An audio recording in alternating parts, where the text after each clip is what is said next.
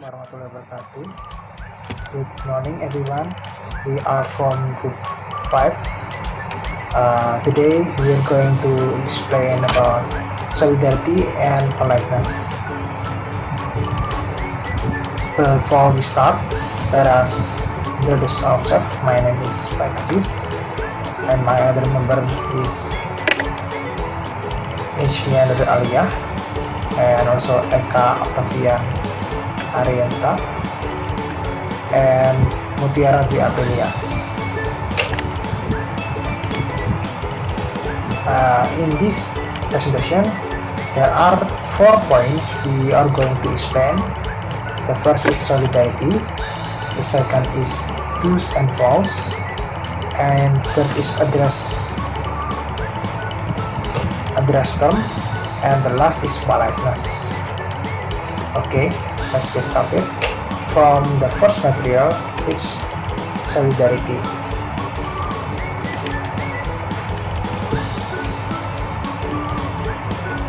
Based on Brown and Gilman in 1960, solidarity is a skill perceived like-mindedness or similarity of behavioral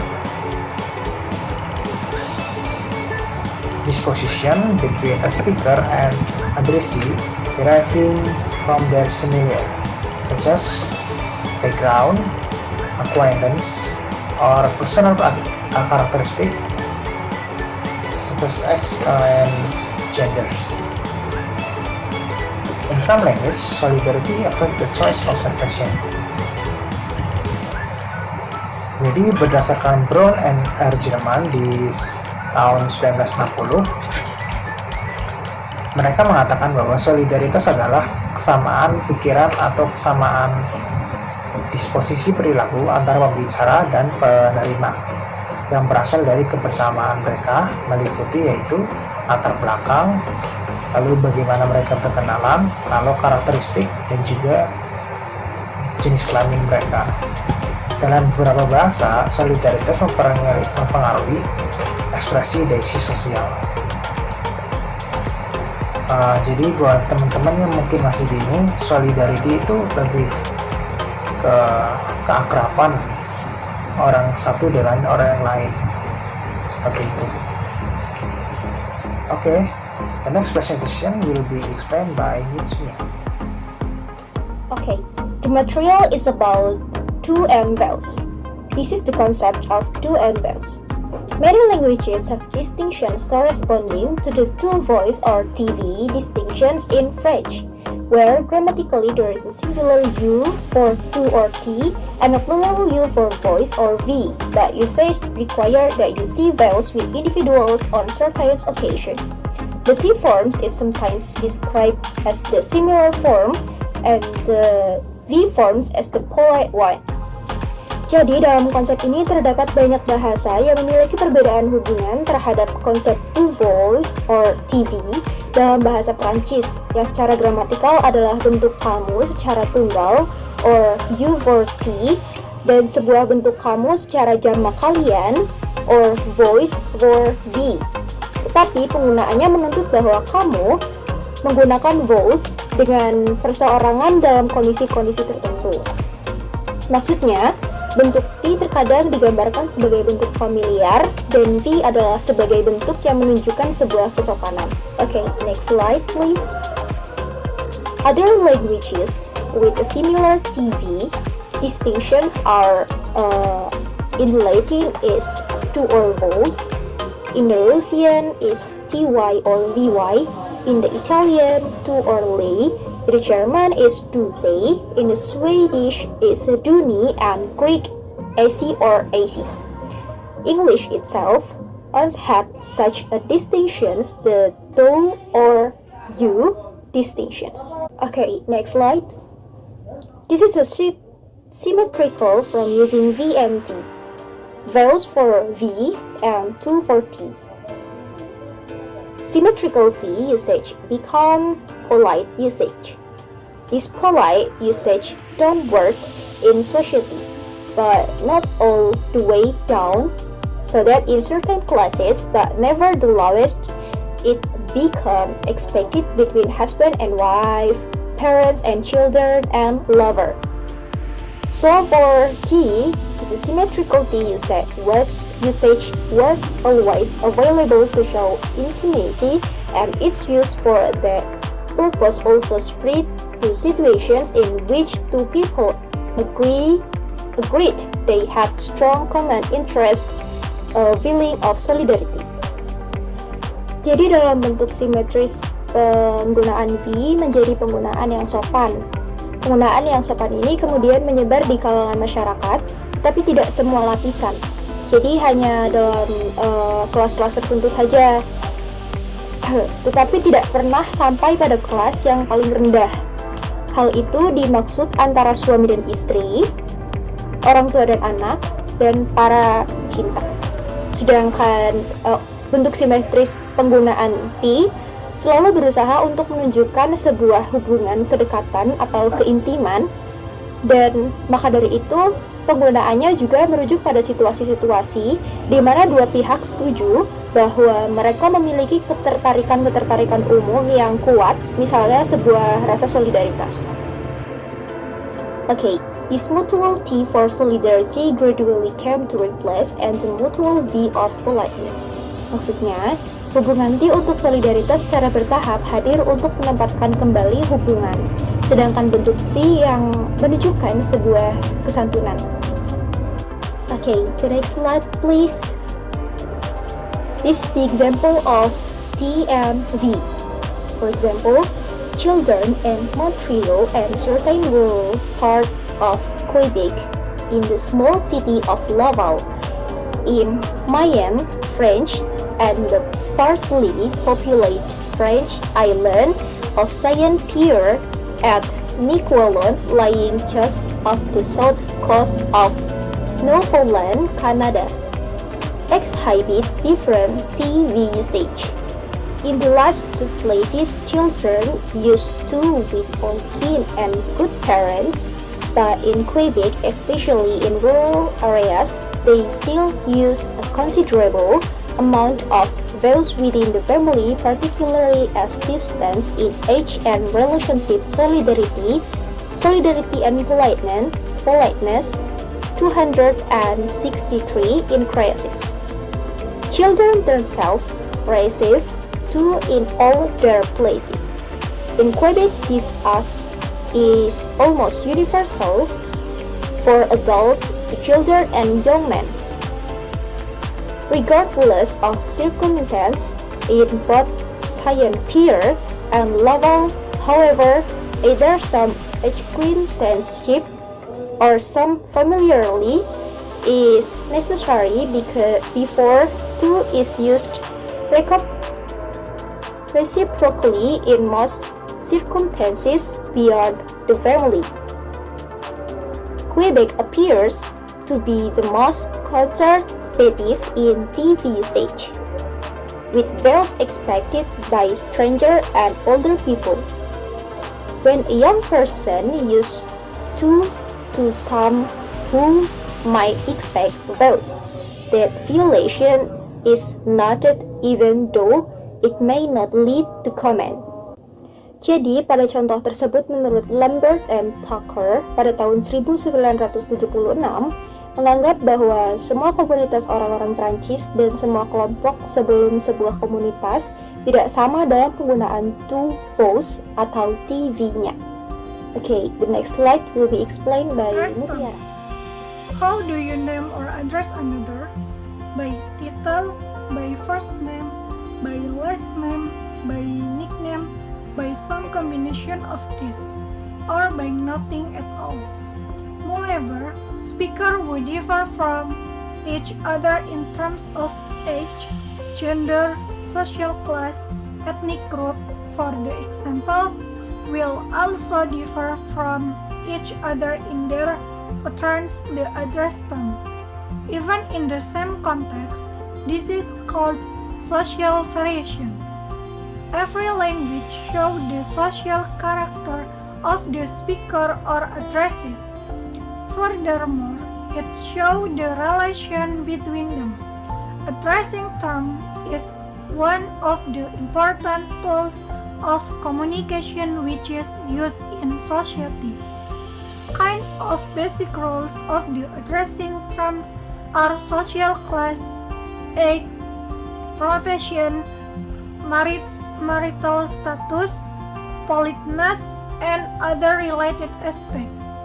The speaker uses addressing terms to call the person who involved in the conversation. The use of addressing terms depends on the addressees and addressee's relationship, the social status or individual involved in the conversation, the situation and purpose of the conversation.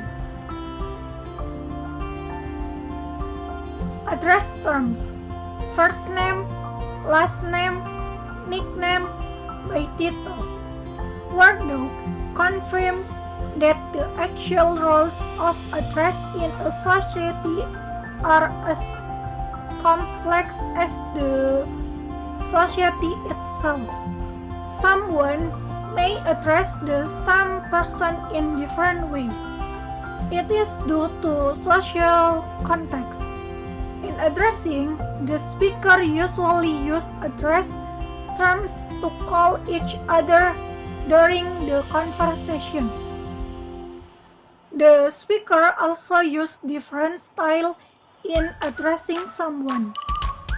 Wording states that one consequence is that choosing the right terms of address to use in a hierarchical society might not always be easy. He also described that people may address or name another by title, by first name, by last name, by nickname, and even by some combination of these forms. Furthermore, Parkinson, address of terms is word used in a speech even that refer to the addressee of that speech even can be extremely important conveyors of social information. The address process are symmetrical and asymmetrical. Symmetrical, that is using title. Example, Doc, Sir, Mr. or Mrs. Asymmetrical, that is if I call you Mr. or Mrs., do you call me Mutiara or just name? There are some kinds of English addressing terms. First, addressing term using name. In addressing term using name, the speakers use name to addressing the other. For the example, Jack, Elizabeth, and Will. Second, addressing terms using kinship. In addressing term using kinship, the speakers use the kinship terms that is title without last name to address the other. For the example, like mom, dad, grandma, or grandpa. Third, addressing terms using intimacy. The speaker address the other use the polite terms to substitute other name in this kind of address term.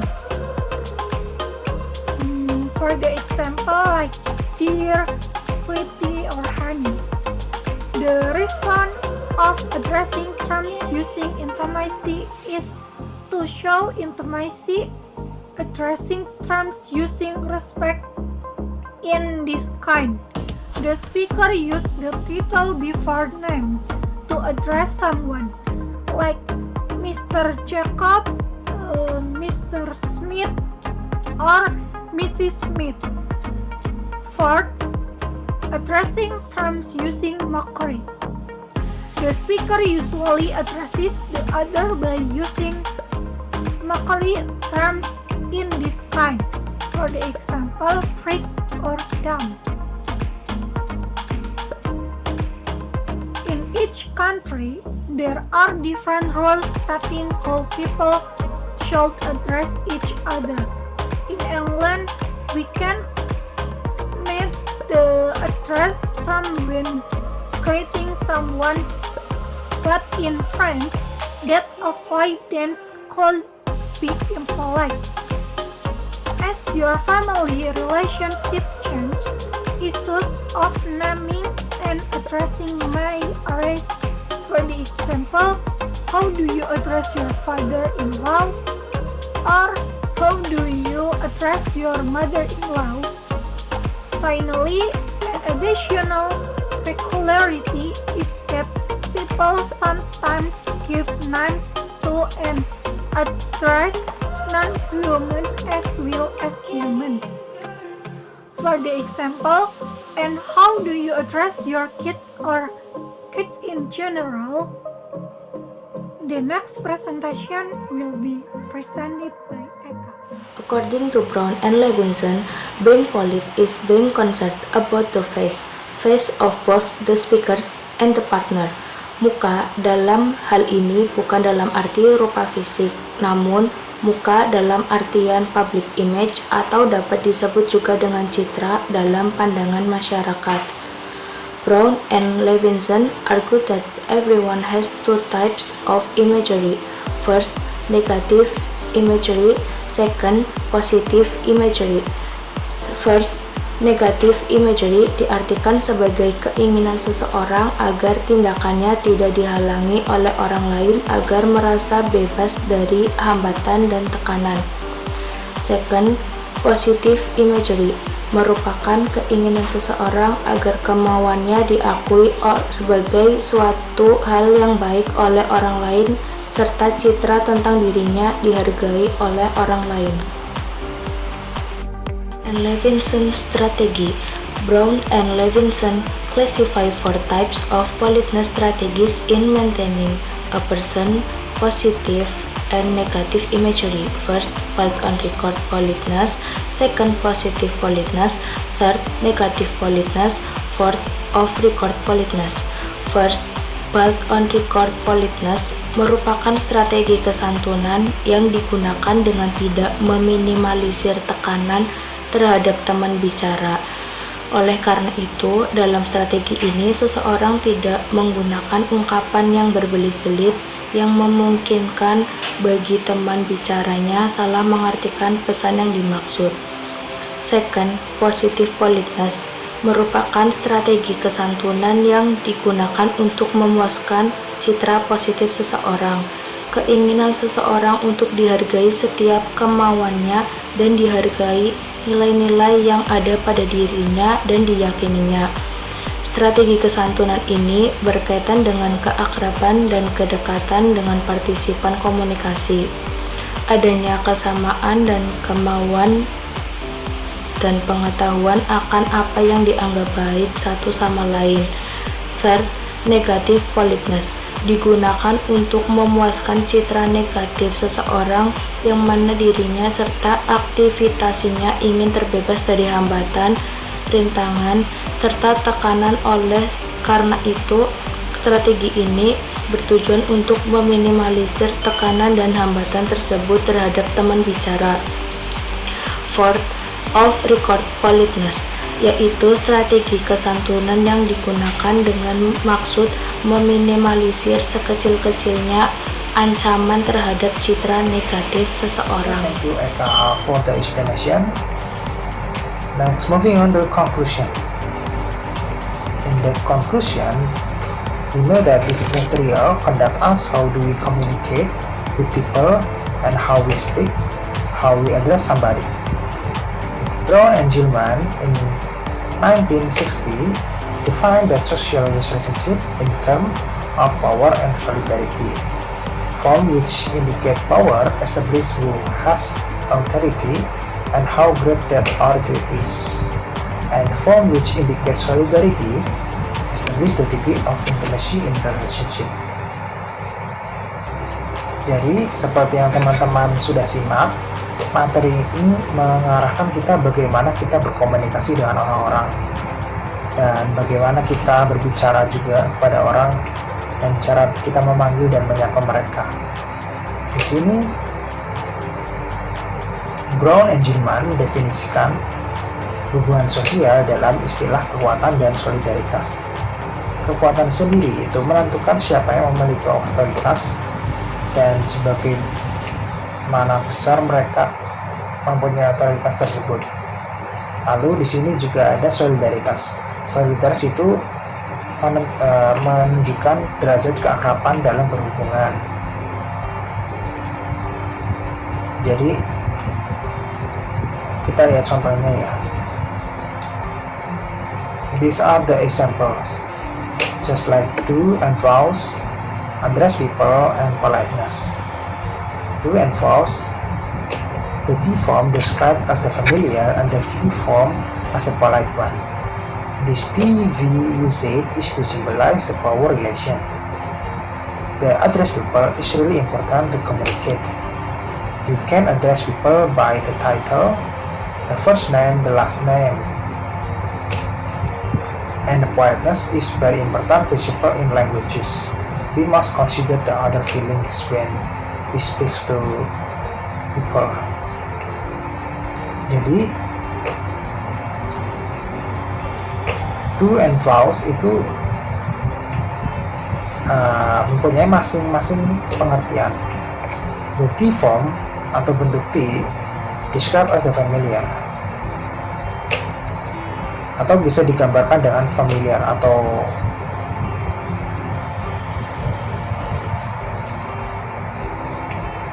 keakraban. Nah, untuk bentuk V sendiri itu sebagai lambang kesopanan. Nah, penggunaan T and V or do's and vows ini untuk melambangkan hubungan kekuasaan. Contohnya seperti yang teman udah ketahui, penggunaan T and vows bisa kita lakukan saat berbicara dengan beberapa orang, misal dengan guru dan juga dengan atasan pada saat kerja. And address people atau kita memanggil mereka, namanya seperti itu bisa berbagai bentuk, contohnya dari title mereka, nama depan mereka, dan juga nama belakang, dan itu sesuai dengan kondisi dari pembicaranya. Lalu di sini juga ada kesopanan.